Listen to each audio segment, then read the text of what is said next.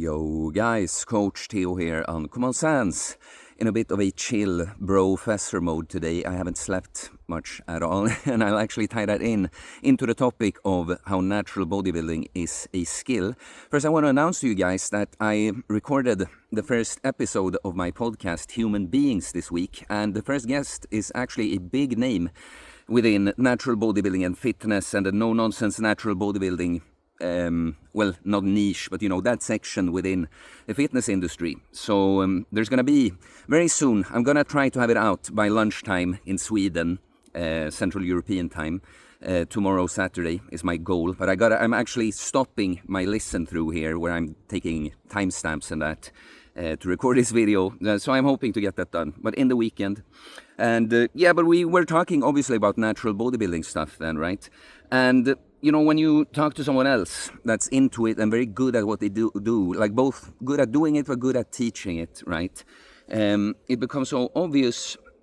That's kind of the problem with the fitness industry. It's so much information about numbers and concepts, like what exercises, how many sets, what split should I do, how many reps per set, how many calories, how much protein, and training for everything like this. It's like it all matters, but really bodybuilding is a skill, right? No matter what of all those, what program, what exercise, how many sets and reps, it's you that have to do something, right? And the muscle growth is it's a response to you. Your body doing something new and having to adapt. So it is a result in this case because we can learn things, practice things where that doesn't lead to muscle growth. But this we're both learning to become better at doing whatever movement it is we're doing, right? But another adaptation is the muscle growth, right? But so the focus when it comes to bodybuilding, I talk about natural bodybuilding obviously because I am a natural steroid-free bodybuilder, and that's what I promote and tell people. That's what I'm about. But what I mean is also, especially when you're just a fucking guy, that you want to live a healthy life and you want to get jacked and strong too. There are people that aren't fitness coaches or content creators and can prioritize this like this, right? But they're still, they don't go to the gym as much, but are still quite jacked, right? It's because they're good at the skill. It's not just genetics or whatever. It's that they get the things they need to get right. So for instance, lots of guys could reach such a good physique just by doing 3 workouts per week, 3 full body workouts, for instance, right?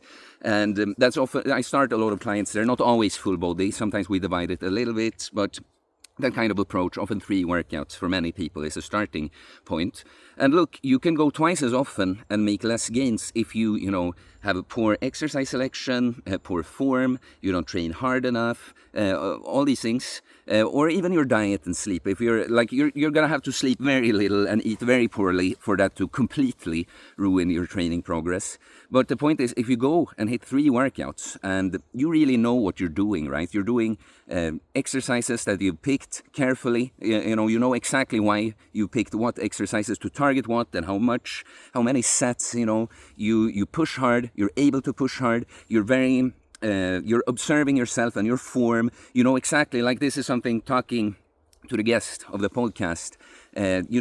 We find things just by training, by practicing, doing certain movements. This is what's hard to convey just in theory. That let's say, because we talked about that, a rowing movement. The right way to do it for me, what I found through my practice, which me and the guest agreed on, it's not something super strict when you try to sit all rigid, but also not something when you're rocking back and forth completely. It's something in between, because you've just thought about it and felt it, and you know the functions of the muscles. You try to train because you've done your research, right? You really try to feel and consider how much momentum. When I start cheating more, is it still even productive, or am I being too strict now? Am I stopping my sets too soon because I'm performing it too strictly, so I just seem to gas out earlier, really looking for this, right? And another example, it's also when you are this kind of like holistic bodybuilding, like I talk about, that I coach. Now I'm focusing more on the like bodybuilding side of things. But when you have an approach like that, probably you're also not going to be the guy that just wants to build muscle at any cost, like just using machines, for instance. You want to learn some skills. Even if you're not training like a powerlifter, you like to get good at like a bench press and maybe some weighted dips and chin ups, some squats, some deadlifts, And so for me, for instance, I know that I could do a leg press. I have done a leg press every once in a while to build some good quads, because I just realized I was coached a little in a sense, and I realized that my squat is more hip dominant. My front squat is more hip dominant than I thought. And so, this is why I'm saying that I could change it to a leg press. If like, okay, building quads is all I want. I want to build quads, but I also want to be good at squatting. To me, aesthetics, first of all, I want to build certain skills. Again, bodybuilding is a skill, but my aesthetics, I want them to be an expression of something like I don't just by any means want to blow up my quads, is the point. And I think the front squat is a beastly movement, and so I would like to train, and so I can adapt and make the front squat more a better quad movement for me, right? So now a lift like the front squat, I'm not approaching the way I would approach most of my like bodybuilding exercises, in terms of always trying to kind of crush it hard with a specific form and add reps or weight, right? Now it's more about building, like I use heel elevation now to make my front squat more quaddy. I'm going to use certain accessory exercises to hit the quads more, right? Maybe do even mobility exercises for my ankle so that I can get my knees further out over the toes without heel elevation, right? So the point is, now I'm training the front squat as a skill. I'm approaching it more purely as a skill than just crushing sets and progressing with sets and reps or weight. Sorry. But long term, me adjusting, becoming better at changing my front squat so that I can start doing that when my squat is now using more quads, right? Now I'll be able to. So you see, it's like I'm talking about this. I guess I'm just talking off the top of my head and sharing like how I view things too. But I think that's a good thing for the natural lifter to get the physique. It's nothing wrong with wanting, like I very much look at myself as a sculpture and what part do I want to focus on and improve on that, but it's still never ever my only goal, right? It's more of a side effect of me becoming good at something, both becoming disciplined, the man that shows up, that can push himself, right? But also through learning, like I described with the front squat, right? Like, yeah, I want bigger quads, but I would want it that way. I want an ass to grass, very cool looking fucking front squat to do that. But yeah, guys, it's like me talking off the top of my head, because the point is in the end that there are so many things you just cannot learn from going through what does all the science says about optimal training, optimal exercises, optimal program splits, frequencies. It's like, yeah, that's sort of like my guest put it, like guide rails. Like there's some things there, but then there's so much about just you getting to know the process, right? So we can talk about that with a diet too, right? Like it's a skill to learn, like what do I have to prioritize? When do I have to get my food? When should I cook it? What's the best diet structure? Like when do I eat during the day to either get in enough food or like stay be able to eat little enough to cut weight, and that, like, these are skills too, but it's so much your exercises in the gym. It's not progressive overload in weights and reps is a major thing, but you want to also like get to know the exercises. Try, like, be very intentional what you do. You're not just crossing off. It's not like just supplements, like let's pretend like supplements is not a big deal anyway, right? But let's pretend to be let's say even cooking or something. Like, you take a certain amount of different ingredients, right?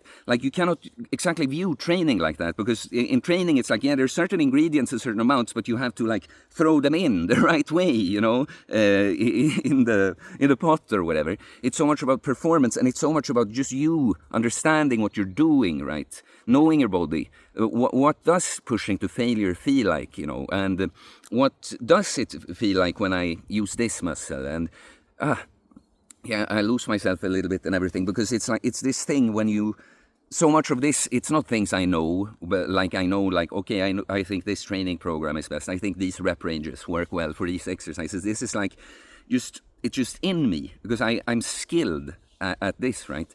And yeah, that's of course when you PT someone, especially like this is what I do on my elite program, guys, when I work more closely with people.